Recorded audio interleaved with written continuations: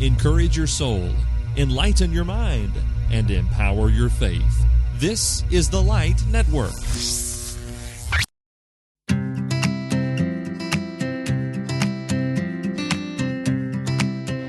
Hello and welcome to Preachers in Training. This is the podcast on which we discuss all things preaching and ministry. My name is Robert Hatfield. I want to welcome you back to the exhibit hall floor, Polishing the Pulpit 2024. We've been doing this a while now, and we're going to actually continue throughout the rest of this season. We've just been pre-recording some episodes. It's a good opportunity to get together with some people, and instead of having to do the virtual thing, we get to do it side by side across the same table from each other. And it is always better in person, and I didn't have his mic on. I'm so sorry. Well, that's okay. That's Westley Hazel joining us, from the preacher from the Forest Park Church of Christ in Valdosta, Georgia. And you're teaching at Freed Hardeman, adjunct virtual kind of stuff too, right? Is that right? Yeah, I do. I've done a little bit of adjunct for the doctoral program. Yeah, so. Cool. Involved in all sorts of things. Yeah. Just trying to encourage preachers along. I think that's really important. Yeah. Well, thank you for stopping by to encourage us today. Yeah, absolutely. Thanks welcome for the invite. back. Yeah, I appreciate you doing this. We're tackling a listener requested subject this episode, improving cooperation, and unfortunately that was the degree of specificity that came along with this, so I suppose we could tackle this in a variety of ways, intercongregationally, that is to say inside of my congregation where I'm a member, right? How can we cooperate better? And then maybe across town or states or whatever, how can we work better together as, shall we say, autonomous congregations of the Lord's church? So there's several challenges there, and we're going to attempt to tackle some of that today. Well, maybe you want to elaborate any more on that, or is there any more? I just think it's a great thing for us to think about, because there are so many problems that simply come from division, from people that may tolerate one another, but they don't work together, and they limit, I think, the power of what we can accomplish as the church. That's like John 17, right? That's what Jesus is saying. This is the key. If the world's going to know, you guys are going to have unity, which means you're going to have to work together. And so in my mind, I asked you this question. You told me the same thing that they didn't really say. So, but I mean, how many times do we fail in that of congregations that they just don't work together, and they ought to, because they're preaching the same message. Or I thought about, as a preacher, I thought about elders and preachers. Okay. And how many elders and preachers, they struggle to work together and to cooperate, and even within the congregation of people that sit in the same pews, but, well, I don't do stuff with that brother, I don't do stuff with that sister, and not that those things are actually said out loud, but we all know that they happen. And if we would learn to work together, we could do so much more for the cause of Christ. Yeah, I think about Ephesians chapter 4, the whole body joined and knit together by every part doing its share. It's almost like it's a theme in the Bible. It's all over the place, isn't it? So I think you've got some ways for us that might help us to at least get started, realizing that we're kind of addressing a general concept. I mean, and let me just say, coming from a background, I'm just kind of trying to pull in personal ministry experiences. When I came to Forest Park, I don't think that we had a great relationship with a lot of the other congregations in the area. And I don't think anybody liked that, but that's the way it was. Okay. I don't think that the former preacher had a great relationship with the elders. And then they worshiped together, but they weren't on the same team together. I mean, those types of things that we've just seen. And so I think there's a lot of that we don't control. I can't make you do anything, and you can't make me do anything. But the Bible says that as much as depends upon me, right? You live at peace with all men. Yeah. Some people we can't have peace with. Some people we can't, I've invited them 15 times and they don't want to come. Right. That's on them. Yeah. But the reason that we're not together is not because of me. And I want to be really clear about that, that when we talk about cooperation, you have to say, so what can I do, instead of what do I wish they would do? Oh, yeah. And because I don't control what they would do. I mean, I can have those conversations. I wish that probably won't happen. Yeah. But there are some things that I can do, and I think that begins just by, as you see the problem, you begin to invite people to come and be a part of what you're doing. So that's the first number one invite. Just invitation. Yeah. That we're doing this, and we want you to be a part of it. From a congregational point of view, we've done several things that they were works of the Forest Park Church of Christ, right? They were things that we were doing. We were going to do them regardless of whether anybody else wanted to be a part of, we were ready to foot the bill, so on and so forth. Yeah. But we intentionally said, let's invite area congregations to come and do this with us. Like we're going to have an evangelism workshop. We're going to have an apologetics seminar. And so what we did was we just invited, hey, we're doing this. Would you like to do this together? Yeah. And we, the larger congregations and the smaller congregations, we all invited them. And listen, if we divided up cost in this way, this is what it'd look like. But even if you can't even help with the cost, just come and be a part of it. Send 3 people. Yeah. Right. Yeah, That this is what we're doing together. And, we've been doing that for about 10 years. And sometimes it's reassuring to me that when we don't have cooperation, I know it's not because we haven't tried to have cooperation. Yeah. Because people should know our doors are wide open. When it comes to the work of the church, instead of bemoaning what people aren't doing, well, the elders aren't doing this or the deacons aren't doing that, and we'll invite somebody. If I'm going to go visiting, which I am, I'm going to visit people. I'm going to go to the hospital. Well, why don't I call one of my elders and say, hey, you want to come with me? In terms of cooperation, I think that's a huge thing, because the reason people aren't doing things on the whole, I don't think it's because they don't want to do things. Many times they don't know how, or they don't know where to start. And you obviously do if you're the one that's, saying, we got to do this. Yeah. Okay, so take them and show them. And we'll do these things together, and I promise it will bond you in those things, that this is us as the church, right? That you're going to make a personal invitation to, we're having something for our young families. We're starting a new ministry at Forest Park, reaching out to we call it young folks, young families of little kids. Oh, okay. And I'm super excited about it. Families of little kid folks. Yeah. That's pretty cool. Yeah. Yeah, and so all of these things were going on, but we could have just said, we're having this thing. This in the bulletin got a cute little graphic, or you could take an extra 10 minutes and send a personal invite, invite to every family of young children. Now, do they all come? No. Do they all know they're invited? Absolutely. Yeah. And that's huge for that event, but it's also going forward of, they actually wanted me there. Because we all know that when people leave the church sometimes, like, well, nobody wanted, nobody called, nobody cared. And sometimes those things are said and there's a lot of evidence to back them up. Right. But I think part of what we have to do is to make sure that there's no credibility to that. Like, we not only want to serve the Lord, but we actually want to serve the Lord together. Yeah. Right? I want you to come work with me, and I want to come work with you. Yeah, and we have we have a place and a need for you in this ministry. Yes. We have a Bible class teacher she coordinates. Actually, she's a coordinator of the like 2nd through 6th grade Bible classes or something in Henderson. And she sends out letters to every student in those age groups at the beginning of every quarter. And she says, hey, just want you to know, dear so-and-so, Jimmy, Billy, whatever, this is going to be your teacher this quarter. And here are the things that you all are going to be studying. And, we're so glad that you come to Bible class and whatever. And I'm thinking, yeah, I see what she's doing there. It's huge. That's helpful for parents. But I'm wanted there, and even just for Bible class. I'm a part of something. This is mine. Yeah, right. That's right. I'm a part of something. That's really huge. Yeah, invite. I think sometimes, if we talk about congregation to congregation, it's like, well, I sent a flyer. Who knows where the flyer went or whatever. I mean, are you chasing those with phone calls or anything, or specific contacts that you have with those other churches? So for me, like let's get an example. We have a marriage weekend that we host. Yeah, and we do a big meal and stuff like that. But I will use Facebook a lot for that. Okay. Because a lot of the area members of the church they're on Facebook. Yeah, and I will just send Facebook messages. Hey, we got this going on. We would love for you and your wife to come. Individuals you're talking about. Individually. Yeah. Cool. And sometimes people ignore it. Sometimes people say no. Sometimes people say, yeah, I think I'd really like that. And I think the key in some of that stuff is just consistency. Yeah. That, okay, we're going to have this thing after church on Sunday night. I'm going to invite you every Sunday for the next 5 years, even when you don't come to any, because as far as I know, you are my brother. Yeah. Right? And so there must be, and this is, I think, love, believe with all things, right?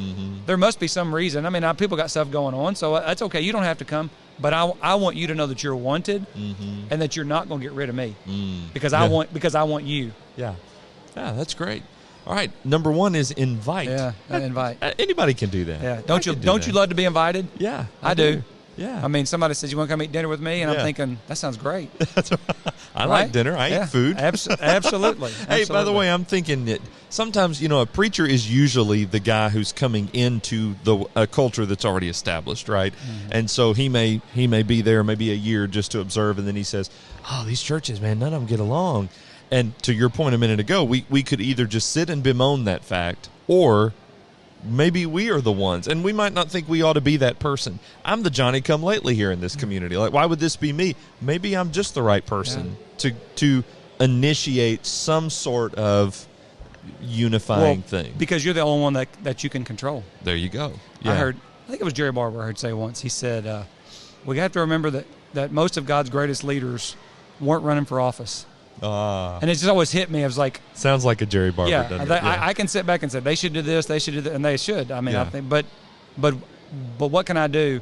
And it's, in particular, as a preacher, and there's probably a lot of preachers listening to this, or elders, or deacons, people in leadership, that you have a lot of influence for a reason, and that reason is not just for people to say, "Isn't he great?" Yeah. That reason is to draw people to Christ. Yeah. And so, do what you can do to do that. Cool. All right. Invite. What next? What else can we do? Invest. But don't be disappointed. These are not all I's. Okay. I am not that good. You even had INV. Invite, invest. Total accidental. Okay. If you were Dan Winkler, man, you'd be getting out that thesaurus. Yeah, but then my beard would start growing. And anyways, you're going to distract me on this. I'm sorry. But, invest. Okay. But sometimes I think invitations, I think they can almost come across as self-serving to people. Like, well, you want me to come to your stuff. Yeah. You want me to come to your gospel meeting. Like, yeah, you want, all of these things, which is true, I do. Yeah. Right? But it's not from a selfish place. I want us to be together. In some ways, the ways that I show that to people is I have to invest in them. When there's no gain for me besides that relationship. Yeah. I have to invest my time, my energy. So if they're having a gospel meeting, I need to show up. If I want them to come to my gospel meeting, or if I want us to do one together, it'd be good that when I show up on Monday night, and as a preacher, I can get other people to come too. That's true. So I stress to our people that we need to be leaders in promoting cooperation. And that means that when the congregation down the road is having a gospel meeting, we need to have 20 people show up from Forest Park. Because it makes a statement to those brethren about how we feel about them. Yeah. We think you're of value.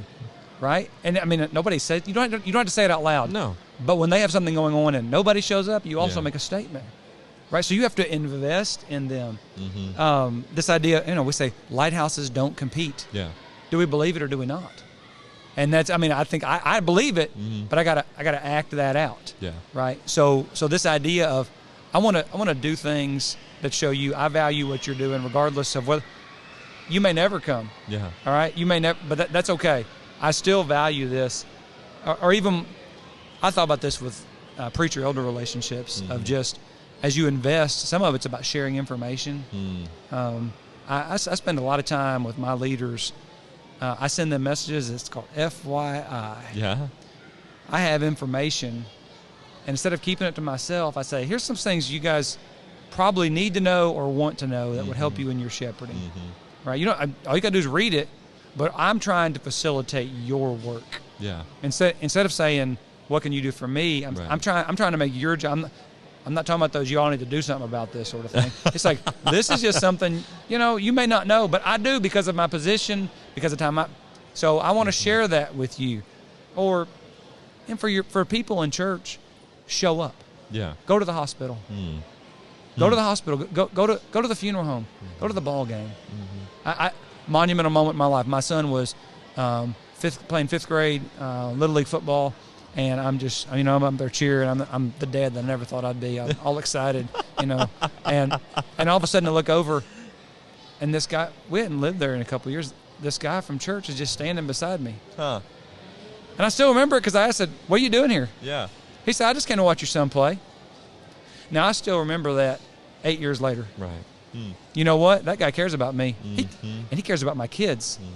If he cares about my kids, hey, we're in this together. Yeah. Right? If he's prayed by my bedside, because not everybody does that. Right. But all I'm trying to do is create this cooperation.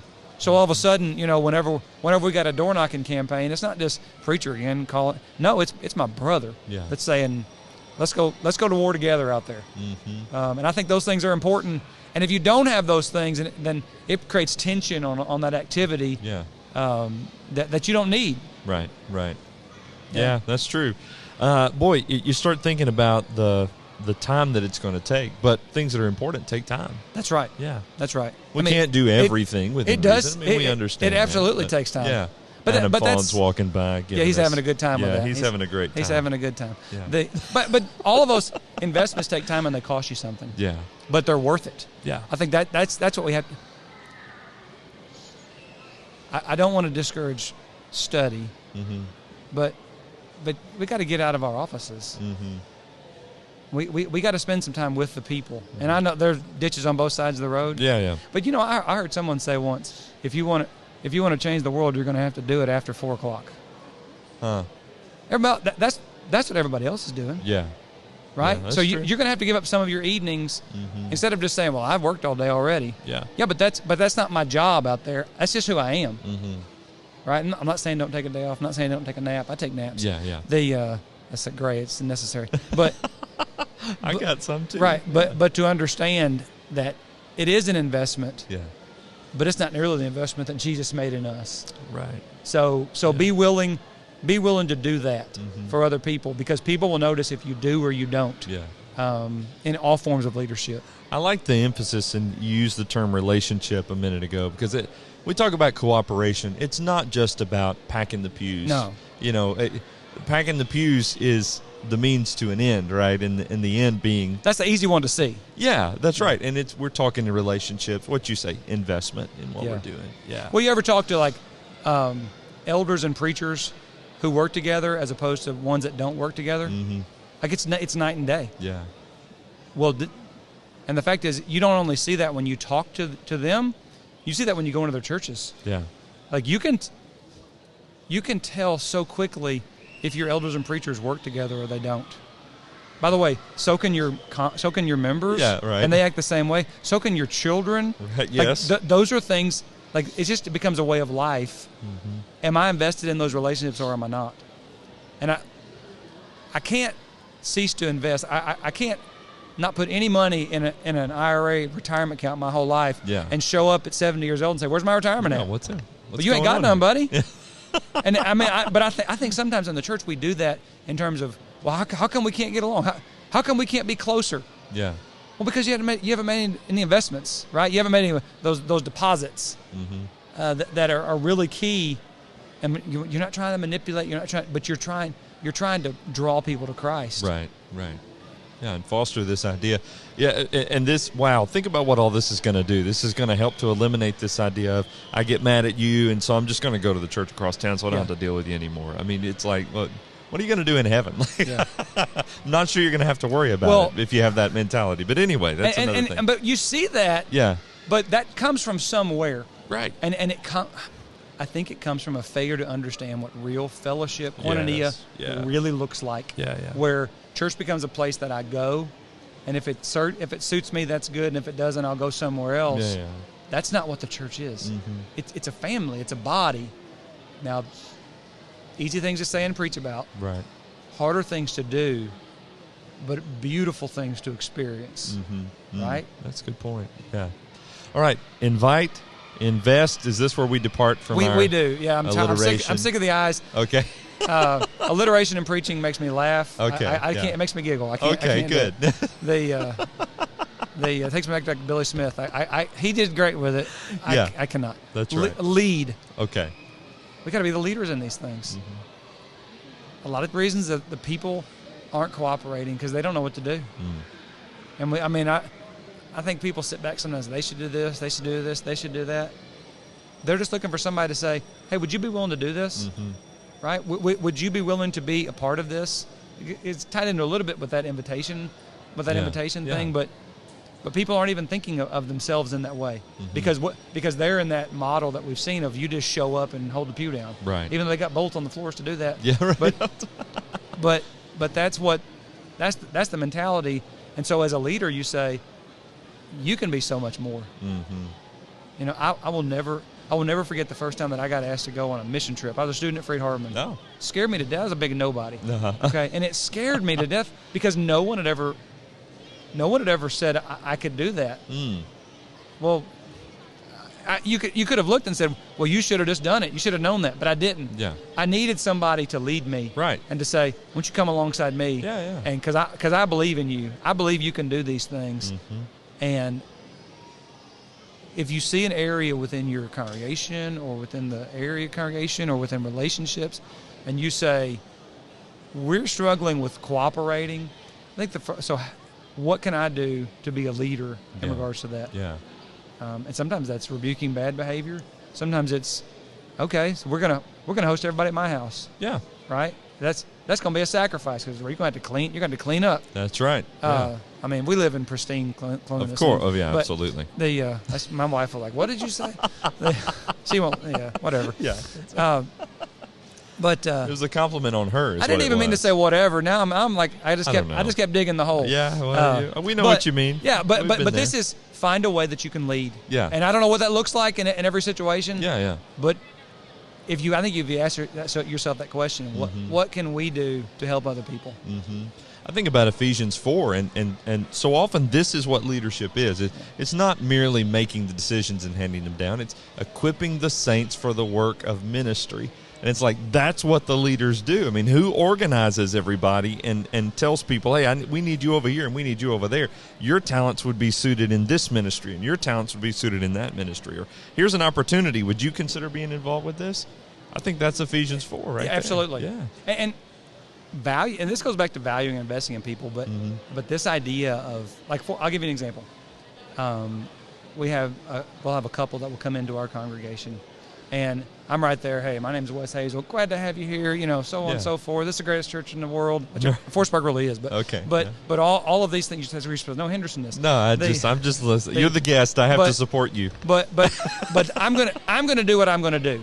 Yeah, right. Right. And praying that we can bring these people to be a part of our congregation. Mm-hmm. Okay, so Monday morning, I got all their information. I'm going to follow up, but there are two other mothers who I'm going to call and say, hey, did you meet this person? Yeah. Could you please follow up with them this week? Mm-hmm. Could you please text them? Could you please call them?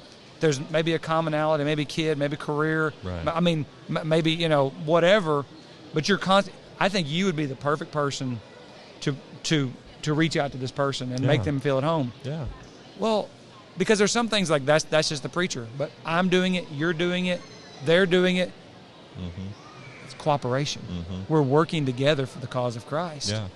You're also building relationships in the absolutely. middle of all that. Yeah. Absolutely. Yeah. It's just one big cycle. You're going into this silo here. That's what cooperation is. I mean, it just keeps repeating the same thing over and over again. Yeah. Wow. All right. And I think the danger is anytime we find ourselves saying, well, I do this, and they don't. Mm-hmm. And we have to say, so what am I doing to help them? Right. It's like raising your children. Sometimes it's easier just to do stuff yourself. Mm-hmm. And it's a big pain. It's almost always easier just to do stuff yourself. Yes. And it's the same thing in church work, though. Oh, yes. Uh-huh. Right? I mean, I'll tell you what takes time is getting other people to do what honestly you could do, and you actually might be able to do it better. Mm-hmm. In a lot of ways. This is every deacon's battle right now. Yeah. Yeah. But that would be the mistake. Yeah. If you just always do it, then what happens when you're not there? Right. You're trying to build this culture where we work together. Yes. And then what you're going to find out is people have strengths that are more than hold a pew down. Yeah.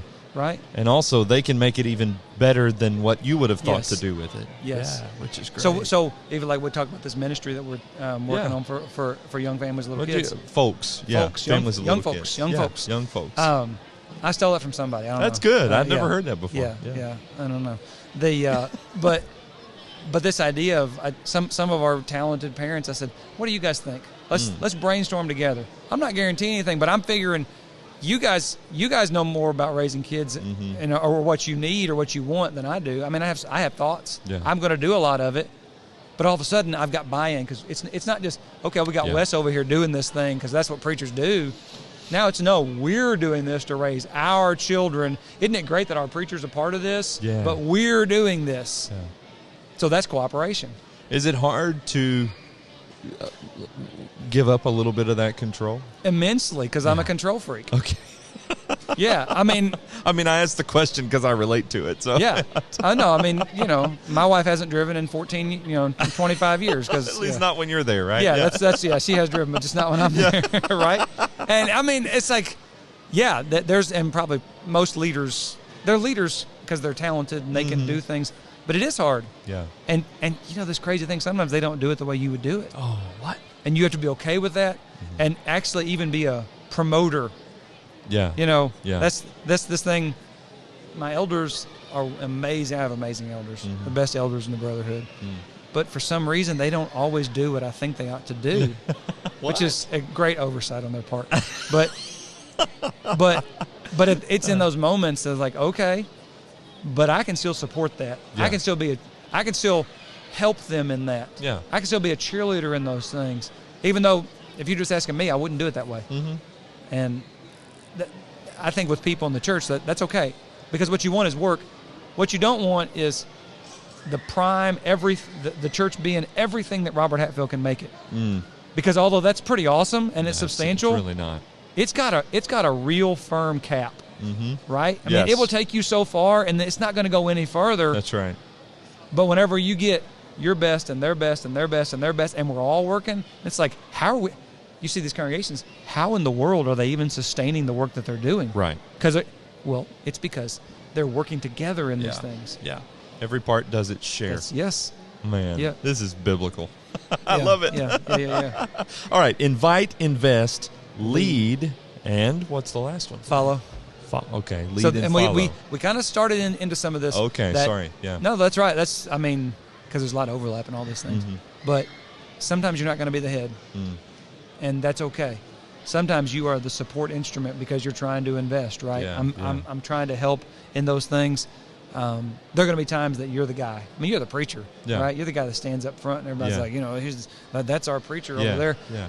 But it's also important that sometimes you're the guy that sits there when somebody else is up there preaching, and you're at Freed Harbin, and like there are these boys up there that think they're great, and that and it's like, but I'm making investment, right? Right. I'm supporting these things. Yeah. Maybe I'm just the feet today. Maybe I'm the encouragement. Maybe I'm the one. I mean, we were talking to someone just a while ago. Yeah. And he said that's his ministry is to encourage. And by the way, that was somebody who is a great gospel preacher. I've heard him preach. I mean, he can do a great job. Yeah. But he says, but this is where I'm spending myself. And that's okay. Yeah. Like Jesus said, the greatest among you shall be your servant. And sometimes we have to remind ourselves of that when we're thinking, yeah, but I'd like to go first. Yeah, but if I'm going to cooperate, nobody just wants to do what I say all the time. Yeah. I mean, not even my wife wants to do what I say all the time. It's amazing. There's like a PTP lesson about that or something. But well, it could be. Yeah, it could be. It could be. But this is good. You should deliver it. Probably not. But that's okay because at times I need to be that supporter. I need to be that one that they know that I'm in their corner and there's nothing I'm going to get from it besides, hey, we're in this together. And actually I do get something from that. And I tell people at church, especially with young people, like I'm so proud of their kids. Like I had because it's like my kids are doing something. It's not quite as good as when like my I've gotten crazy excited about my kids before, but like we'll do Last of Leaders. Yeah, I'm just going to tell you, I mean, I'm so proud of those kids when they come back and they've given their speech or they've delivered their song, and I know where they're at and where they're overcoming in their levels. I know all of that, but it's just so much pride in a good way, right? That you have for them because they're not just kids who go to the church that I preach at. No, we're a family. Yeah. And to get to that point of, I'm not just there, I'm not just got that guy that gets up there and preaches. Man, we're family. I'm like their dad, and maybe some of them think I'm like their grandpa, but that's, but to have that relationship, that's how God intends the church to be. Right. It's not just this business structure where I tell you what to do and I'll let you know when you. That'll kill the church, and that'll create division. Right. But when we come together and work together, that's when we're going to have joy. We're going to have peace in the church. That's when we're going to do great things for the cause of Christ. But we got to figure out how to be unified. Yeah. And I guess with all these things kind of coming together, when we don't see that in the church, when we're struggling with cooperation, we have to know there's something wrong. We can't just say, well, that's just the way it is. Yeah. That's the way it's always been. It's always been. Well, we hadn't talked in a decade. Okay, there may be something wrong for the whole last decade. Yeah. Right? Well, they don't like us and we don't like them. Okay, what can we do about that? I mean, are we okay with that? Is there a reason for it? Sometimes there's a reason. Yeah. I get it. But 99% of the time, there is no legitimate reason besides immaturity. Yeah. and sin. Ouch. Yeah. And I think those are some of those hard conversations to say, so what are we going to do? Right. What are we going to do to fix that? Because as this is the bride of Christ. And I don't want to dishonor the bride of Christ. I don't want to cause division in the bride of Christ. So as much as depends upon me, I mean, that's a heavy load. Yeah. Right? I'm going to live at peace with all men. Yeah. And that includes my brethren. That includes my elders. That includes all the area congregations. That includes the ones that like me and the ones that probably they could do it without me. Yeah. Okay, that's okay. Yeah. They're still my brethren. And I'm going to do what I can do to, to invite, to invest, to lead, and to follow. There are concepts behind all of this. Sometimes I shoot myself in the foot if I haven't invested, so to speak, in these concepts. Humility, I'm thinking about one of them. You said to be able to sit when I'm maybe more accustomed to leading and standing up in front.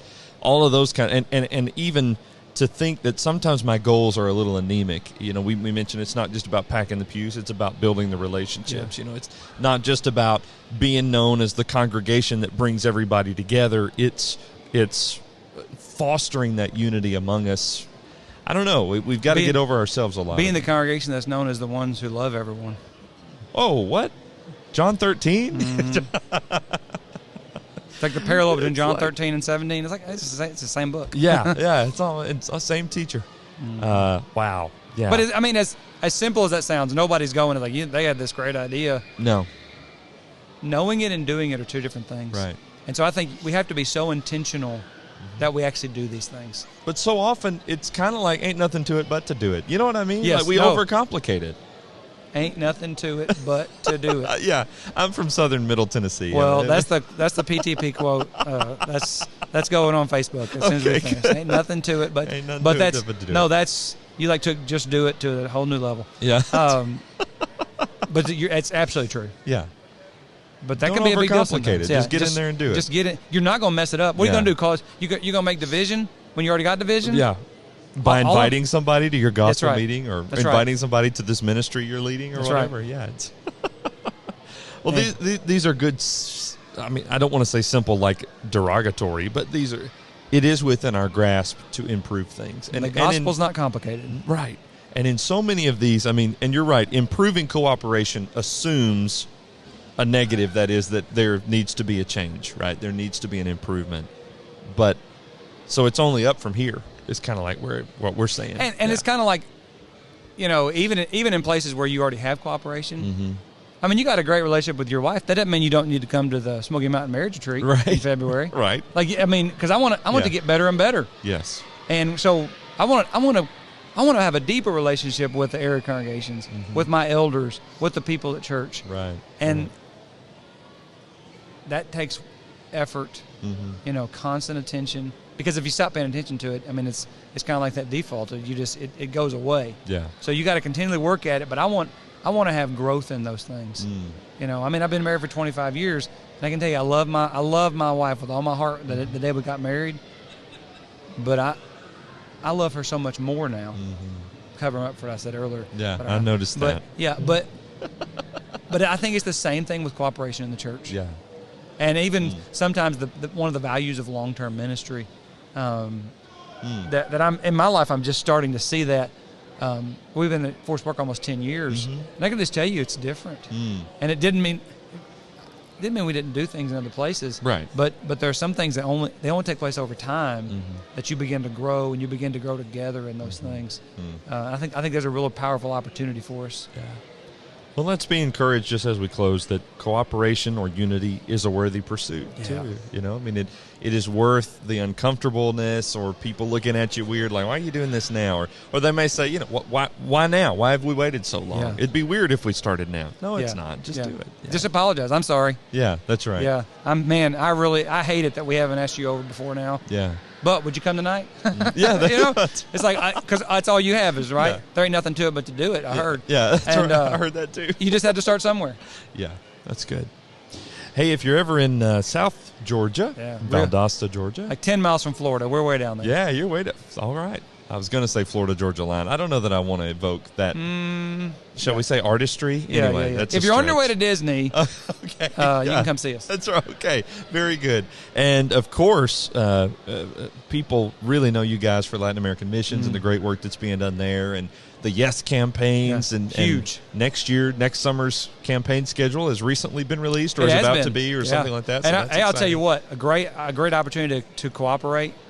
Whether it's in training preachers at the school there or going on a campaign. I mean, I walk around here at PTP, and there are so many relationships of brethren all over the country that I know because we've spent a week working together and in the mission field. And even outside of the country, I saw Carlos Hernandez walking around a minute. Yeah, that's right. And we got to know him on a campaign on a Latin American Missions campaign in El Salvador back in the day. Awesome. That's awesome. Yeah, it's great. Cooperation. How about that? And Yes Weekend as well, right? Is that the youth rally? Is that what you call that? Yeah. Okay. It's the end of February. I said that, and then I doubted myself. No, before I moved to South Georgia, I never even heard of it. And really? We'll have like 900 kids there. Yeah. It's crazy. It's huge. Yeah. It's the same weekend as CYC, so people in this part of the country don't know it exists. Yeah. But it's awesome. It's a great weekend. It's like, I think, like old school youth rally. It still goes on. It's pretty cool. Youth rally with Southern charm. Yeah. No? Yeah. It is great, though. Yeah, it you is. guys do that so well, so appreciate it. Go visit them in Valdosta, Georgia. I know they'll be glad to have you. Thanks for doing this today. Thanks for the invite. Appreciate the thoughts. Yeah, that was really great. Thank you for being a part of this edition of Preachers in Training. Reminder that you can find brand new episodes every Thursday from our website, thelightnetwork.tv. From our podcast partners, just go to any podcast platform, type in Preachers in Training, and also on YouTube, same thing. Light Network, Preachers in Training, whatever. Hit subscribe or follow so you never miss an episode, and you can be alerted when brand new episodes are released. It's going to do it for this edition. Hope you'll join us next week when we sit down with another great preacher and interview from here at Polishing the Pulpit. But until then, let's go preach the Word.